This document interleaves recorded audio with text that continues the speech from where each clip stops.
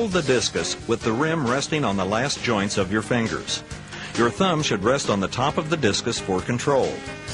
The grip can vary. Some will grip with the fingers spread fairly evenly, while others will have the index finger and the adjacent finger held close together. In the power position, your rear foot supports your weight and is placed in the middle of the ring at a 45-degree angle. The toe of the front foot is in line with the heel of the rear foot. Your stance is a little wider than shoulder width apart. Hold your right arm high and as far back as possible. Your left arm should come across the body.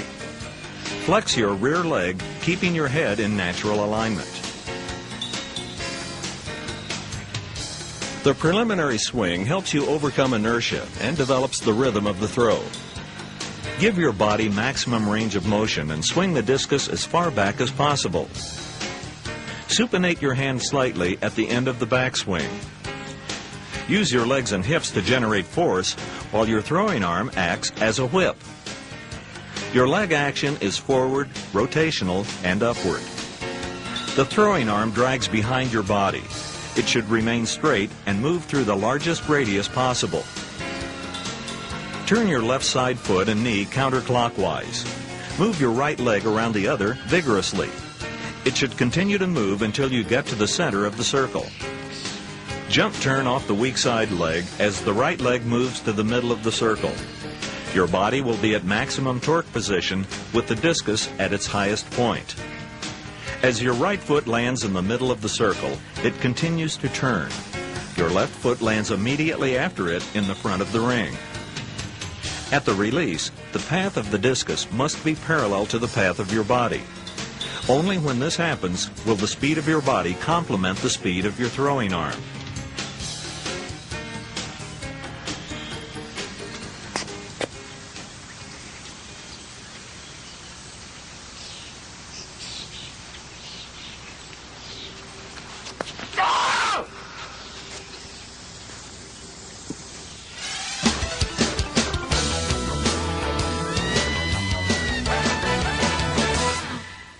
Drills are important in learning the throws.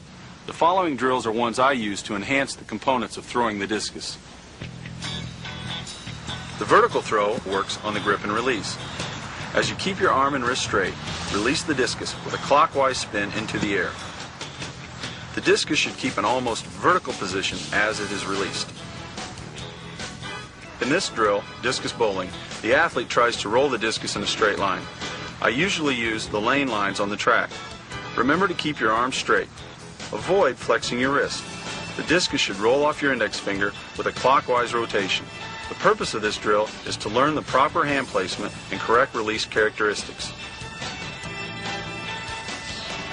The two turns and throw drill works on rhythm and keeping the discus in a back and torque position. The athlete will start facing the direction of the throw, run in a linear direction executing two turns before throwing. If you can complete two turns and throw the discus using 1.5 turns as you do in an actual throw, will be much easier. This drill should be done on the track or other location that will allow two complete turns. The 1-2-3 drill works on movement in the back of the ring. Keeping the left foot on the ground, the athlete moves the right foot through the proper positions of an actual throw. Positions 1, 2, and 3 are a step-by-step approach to balance at the start of the throw.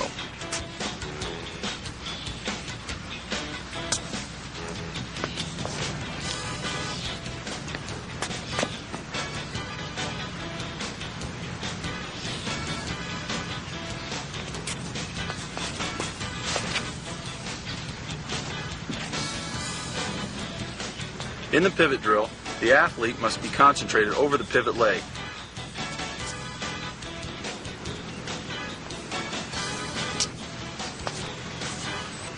Being able to complete more than one pivot in a sequence can greatly enhance the athlete's ability to rotate in the middle of the throw.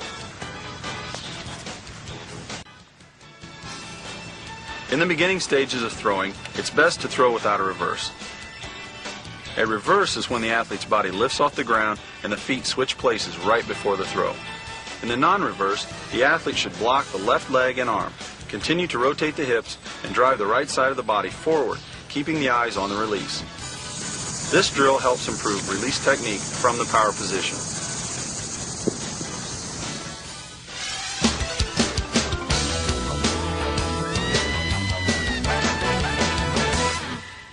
Technique in the discus is crucial.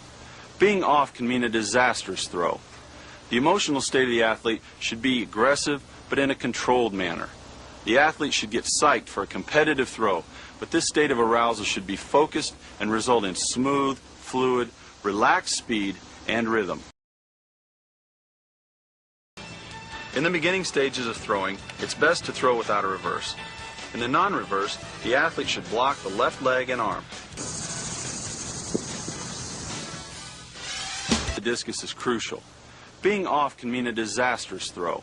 Get psyched for a competitive throw, but this state of arousal should be focused and result in smooth.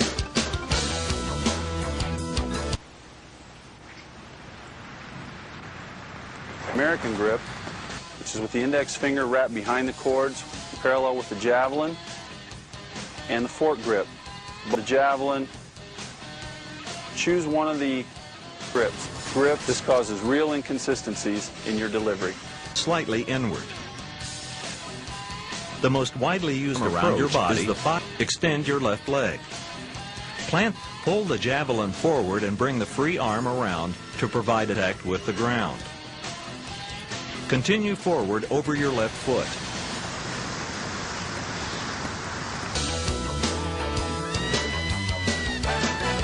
Our athlete here at Indiana University.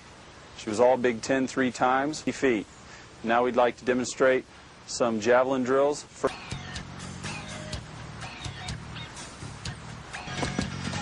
We use this drill,